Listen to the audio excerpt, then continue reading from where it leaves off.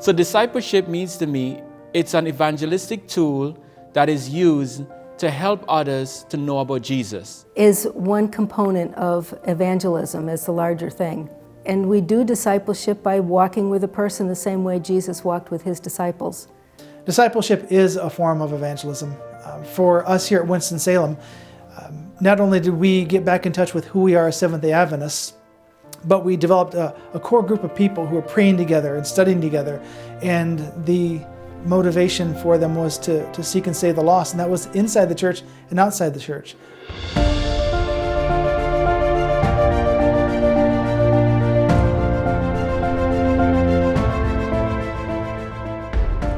During the time of the pandemic, like most churches, Winston-Salem was struggling through the pandemic. The congregation, the numbers were down in attendance, and when I arrived here, we were just looking to kind of regather ourselves and get together as a church and try to move forward through the pandemic. So one of the things that we decided to do was to start a whole new prayer meeting. Prayer walking sensitizes us to people much more readily than praying for people we can't see. It connects us with the people. And so we started praying, and we realized that we needed laborers for the harvest. We've all heard that before. And that if we wanted our church to get back to where it should be and for it to be healthy again, then we needed to be able to go out and visit old members and also win new members.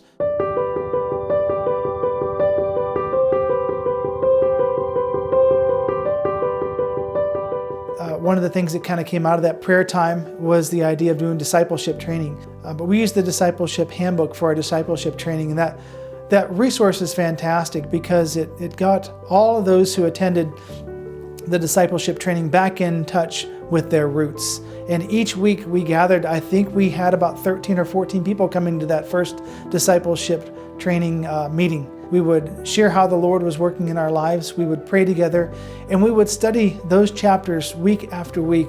And it did two things for us. It strengthened our faith, and it also gave us the courage to take that next step, learning how to reach out to our church members and also to our community. So the discipleship class that we took at this church, it is very helpful as part of the evangelistic strategy of this church. So the whole goal of this class was, how do we help others to know about Christ? But first, we need to understand, have that relationship with Christ so that we could help others to understand who He is. I would say that I have understood the Christian life, the Christian walk, in a way differently than I ever had before.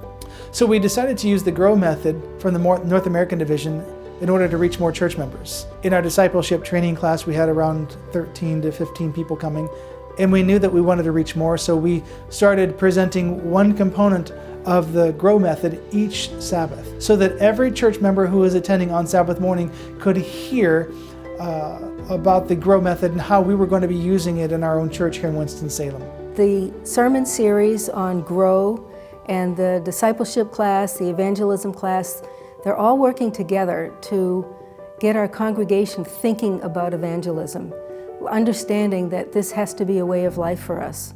So the reason that we're going through all of these steps is because we want to do evangelism right. Over the years, we've seen what happens when we just do meetings, but we don't take care of the people after the meetings, or we don't prepare our own church members before the meeting. We don't always have the results that we'd like to have.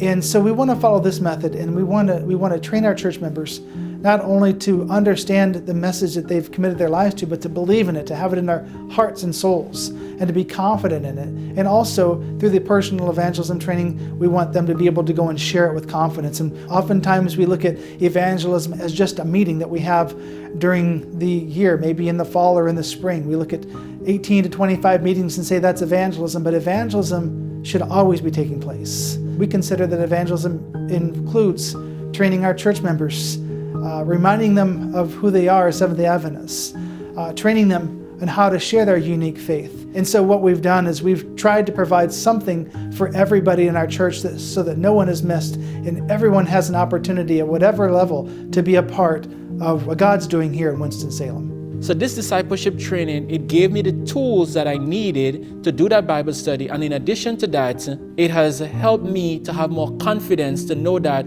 God has given me the tools necessary for me to go out and spread His word. I'm looking forward to having more Bible studies. I really like one-on-one, and I'm looking forward to what more Jesus can do through me. So maybe there's someone out there watching this presentation and you're saying, how do I get this started in my church? How can I do this? My first recommendation will be to pray. That's where this church started, and the Lord has blessed us wonderfully. The Holy Spirit is at work, I can say that. And then once you've prayed, take a look at your options and just start doing something. That's where we started. All the plans weren't in place when we first got started, but looking back now, we can see how the Lord has led us. And the Holy Spirit has created an excitement that wasn't here before. So if I could encourage you in any direction, pray and ask for the Holy Spirit to be at work in your church, and I promise you, He won't let you down.